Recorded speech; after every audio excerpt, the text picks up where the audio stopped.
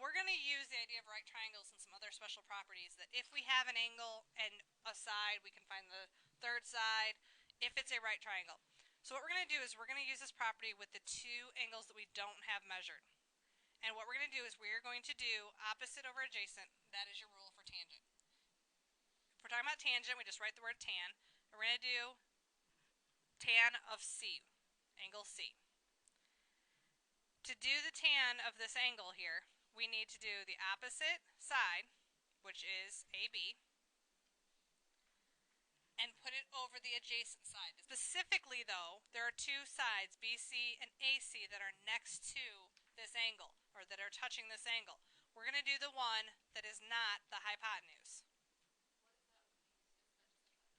Alright, so then we're going to do the same thing. This is a new one. Tan of angle A, and the tan ratio for angle A is going to be the opposite side, which is what? Over the adjacent side that is not the hypotenuse, AB.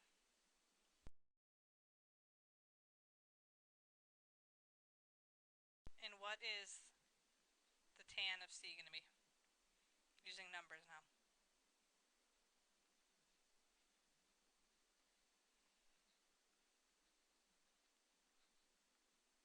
The tan of A will be,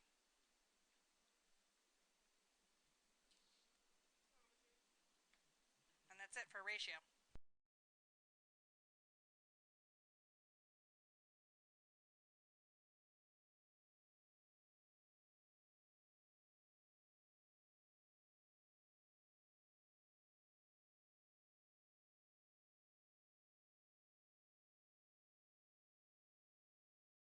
Now with this triangle, we're going to use the idea of tangent to find our missing side. Alright, so we're going to take tangent of 54 degrees, which is the angle that goes there, and it's going to equal what ratio? Opposite over adjacent. To do this, we need to figure out what is the tangent of 54 degrees. So what you're going to do is you're going to plug it into your calculator. Here's what I'm going to tell you. First things first, if you have a graphing calculator, next to your second button is something that says mode. Click that and then check for an option where it says radian or degree and make sure you've chosen degree. If you have the scientific calculators, you're going to do the same thing next to the second key. I think it says DRG. Click that or hit that and you're going to see degree, radian, and something else. Make sure that degree is underlined.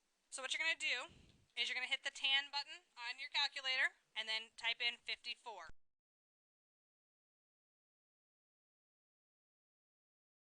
So you should have this number.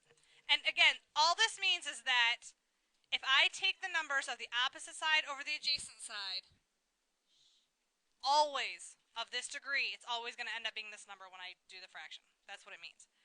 Alright, and that's going to equal 10 over W. If you look on page 731 and find 54 degrees and look under tangent, you'll see that same number. And what I want to do here is I need to get W by itself. Right now W is at the bottom of my fraction, so I need to multiply both sides by it so I can get it to the top.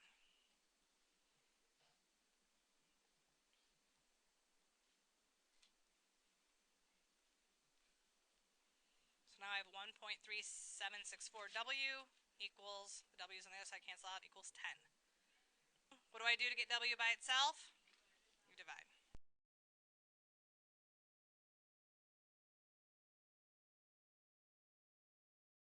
And then we'll round your answer to the nearest tenth. So what does W equal?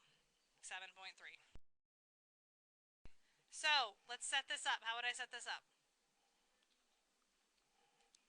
Tan of 28, because that's the angle I have, equals what? So opposite is W over adjacent is your 1. What is the tan of 28?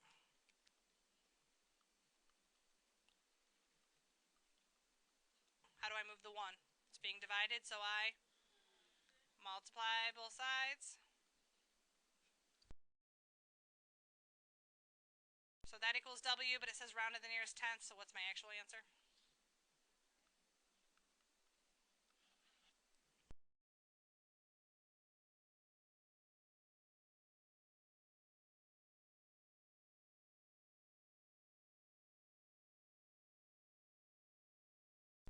find the measure of angle y.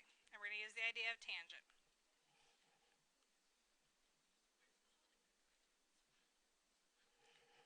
Since we're using tangent, tangent of y, what numbers do I put over for tangent of y? Opposite over adjacent.